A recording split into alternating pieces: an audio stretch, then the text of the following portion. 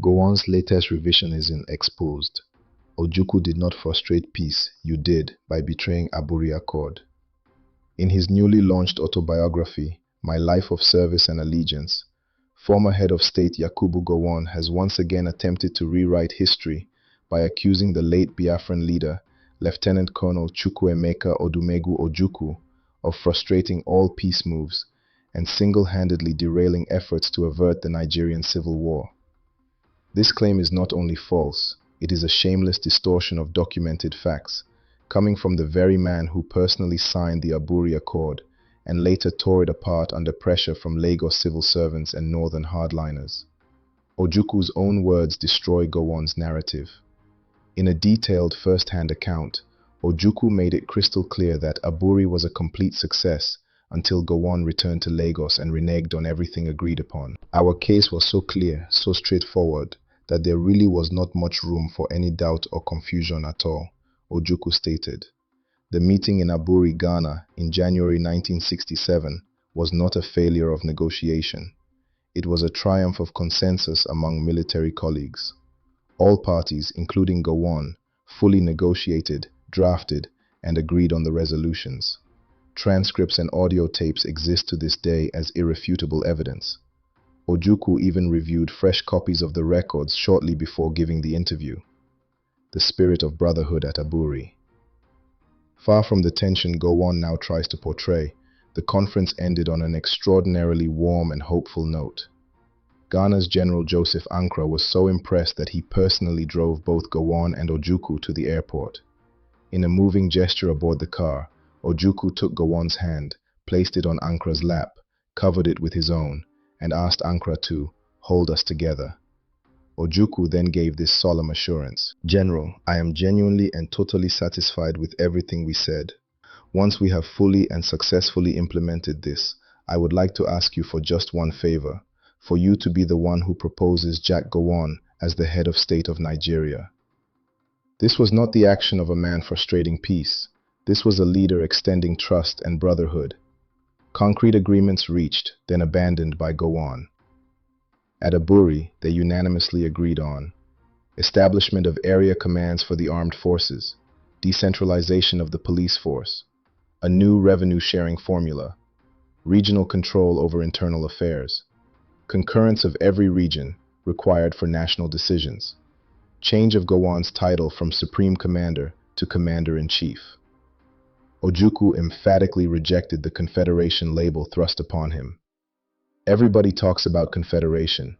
Go and look at the transcript. There is no time that the word Confederation came from my lips. Yet, upon returning to Lagos, Gowon, influenced by some ambassadors and federal permanent secretaries, began denying the agreement.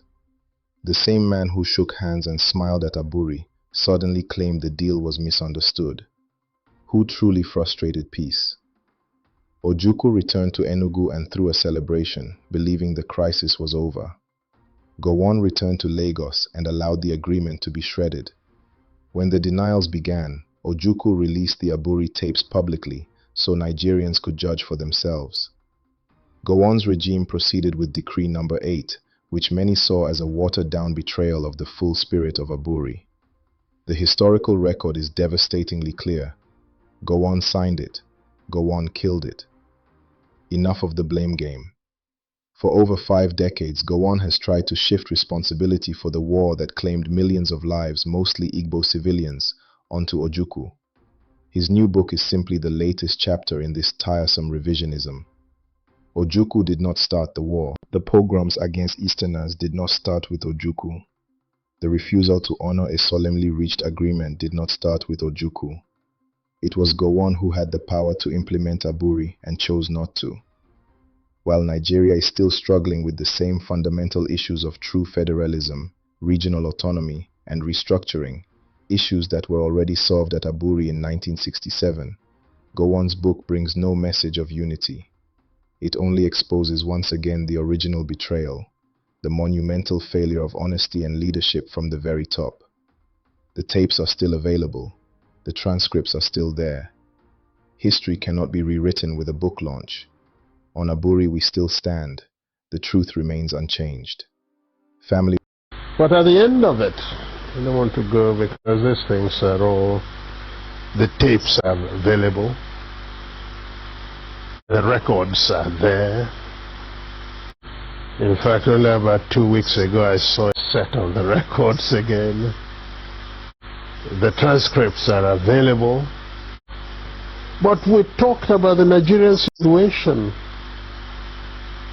And certainly, at the end, everybody says, oh, you told them this, you did that. The fact was that our case was so clear that I actually believe that the end of Aburi, that the problem was not Gowon, but probably some ambassadors in Lagos who were pressing on something else. Because we understood each other. We agreed on every single point. The drafting was, in fact, my chief secretary with 2 other chief secretaries from the other side. They said, no, no, no. And drafted, and agreed, we looked at it, we agreed. General Ankara read over the whole report again to us at the end. Asked us if we wanted to amend anything. No. At the end of all that, the position was so good that actually Ankara drove Jack, Gowon and myself to the airport. Jack was sitting on his left, I was sitting on his right. He was in the middle. And in the course of that journey, at a point, General Ankara shook his head and said, oh, thank you. Thank you. If only we can go on like this, everything would be all right. I believe I was the one. As I do now from time to time, I go for the dramatic. Suddenly I picked up Gowon's hand, put it on Ankara's lap, brought my other hand, placed it on it, and I said, General, sir, hold us together, I want to say something. So General Ankara put his hand on top of the 2 hands, and I said, General, I want to assure you that I am totally satisfied with everything we said. I will even go further and say to you something I did not say at the conference, and that is that once we have implemented everything we have said, I would ask you for one favor and one favor only, and that would be to be the one to propose Jack Gowon as a head of state of Nigeria. It was a 2-day conference of peers and old mates. Its aftermath produced even further controversy. When we came back, Ojukwu did not go to make the statement he made first, virtually giving the impression that we've agreed for a confederation to move apart, etc., which was really not in exactly that.